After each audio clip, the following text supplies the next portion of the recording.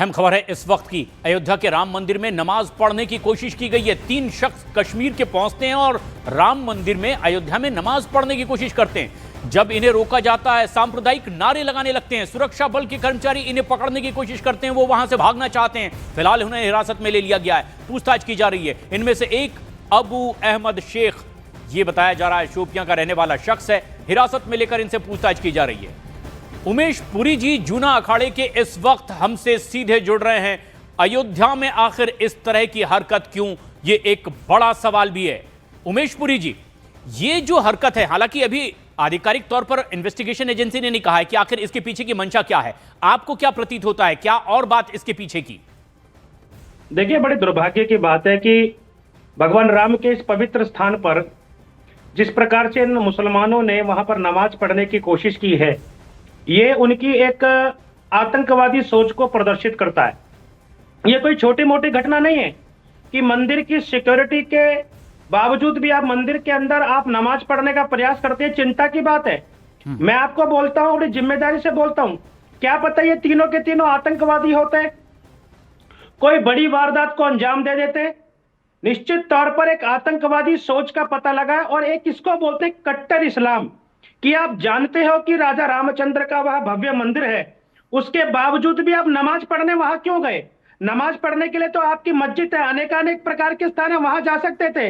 ये कुकृत्य कर कर आपने ये साबित करने की कोशिश करी है कि आपके मन में आज भी राम मंदिर की स्वीकार्यता नहीं है। आपके मन में आज भी वह घृणित सोच है जो इस्लाम आपको सिखाती है। हम इसकी भर्त्सना करते हैं, आलोचना करते हैं। ये बिल्कुल नहीं होना चाहिए। इसके भयंकर परिणाम भारत में देखने को मिल सकते हैं। ये कोई छोटी मोटी घटना नहीं है। लेकिन उमेश पुरी जी, क्या आपको इसके पीछे की आशंका है? क्या आप ये भी कहना चाह रहे हैं कि अब दिव्य और भव्य राम मंदिर वहां जन्मस्थान पर बनकर तैयार है, लेकिन जो अब भी वहां उसी जगह बाबरी मस्जिद के पक्षधर हैं, ये उस तरह की मानसिकता के लोग हो सकते हैं? देखिए, निश्चित तौर पर अभी भी इस देश के अंदर बाबर के और औरंगजेब की औलादें हैं। ये बाबर की औलादों ने ही तो वहां जाने का प्रयास किया। इनके मन से आज भी बाबरी मस्जिद नहीं निकल रही। ये आज भी राम मंदिर को स्वीकार नहीं कर रहे कि सुप्रीम कोर्ट के जजमेंट के बाद एक भव्य मंदिर बना, करोड़ों करोड़ों हिंदुओं की आस्था का केंद्र है। और आप देखिए कितना बड़ा कुकृत्य करें, इनके मन में आज भी राम मंदिर की स्वीकार्यता नहीं। और मैं आपके चैनल पर बोलता हूं, इन्हीं के मन में नहीं, जितने भी मुसलमान हैं, इन्होंने भी आज भी राम मंदिर को स्वीकार नहीं किया।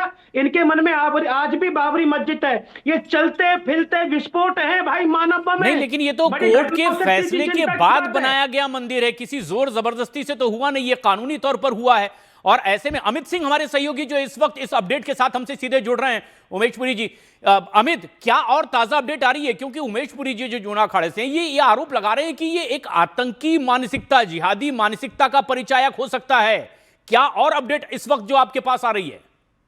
देखिए जो जानकारी मिलकर आ रही है, जो अब तक के पूछताछ में जो 55 साल का है अहमद शेख, इसने बताया है कि अयोध्या के पास इसे जाना था अजमेर से पहले अयोध्या में आया और अयोध्या में इसने नमाज पढ़ने की कोशिश की। इसके अलावा अभी ये भी क्लियर नहीं था कि अहमद शेख के साथ 2 और लोग हैं कि नहीं। फिलहाल जो जानकारी निकल कर आई है, अहमद शेख के बारे में जानकारी निकल कर आई है। इन्वेस्टिगेशन के दौरान जो जांच की गई है, इसके जेब से काजू और किशमिश भी बरामद किए गए हैं। लेकिन सवाल बड़ा है एजेंसी के सामने। इस वक्त इंटेलिजेंस ब्यूरो के भी अधिकारी जो है वो अंदर पूछताछ कर रहा है। लोकल पुलिस तो पूछताछ कर ही रही है। ये जानकारी हासिल करने की कोशिश की जा रही है, अगर उसका प्लानिंग था अजमेर जाने का, तो आखिरकार अयोध्या किस मकसद से आया था, क्या प्लानिंग था। अयोध्या अगर किसी प्लानिंग के साथ आया था तो किसी के कहने पर क्या वो आया था? क्योंकि जिस तरीके से वो अयोध्या में मुख्य जो श्रद्धालुओं का जो एंटर करने का जो मुख्य मार्ग है, वहां से एंटर करता है, मुख्य परकोटा पर पहुंचकर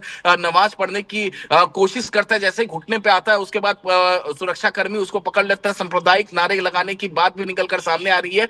तो ऐसे में जो पुलिस फोर्स है, जो लोकल एजेंसीज हैं, वो लगातार पूछताछ करने की कोशिश कर रही हैं और लोकल एजेंसीज अभी भी डिटेन करके रखी हैं। और फिलहाल इसकी जो आइडेंटिटी है, उसके लिए कश्मीर से भी वेरीफाई कराई गई है। लेकिन पुलिस के सामने और एजेंसीज के सामने जो ये बड़ी चुनौती है, क्योंकि राम मंदिर के अंदर पहली बार इस तरीके से कोई एंटर करके नमाज पढ़ने की कोशिश और फिर सांप्रदायिक नारेबाजी की गई है। और ये पहली बार इस तरीके से हुआ है कि सांप्रदायिक नारे वहां लगाए गए। उमेश पुरी जी लगातार हमारे साथ बने हुए हैं। उमेश जी, आपने भी सुना हमारे सहयोगी किस तरह से अपडेट दे रहे हैं अयोध्या से कि वहां पर सांप्रदायिक नारा लगाने की कोशिश की गई।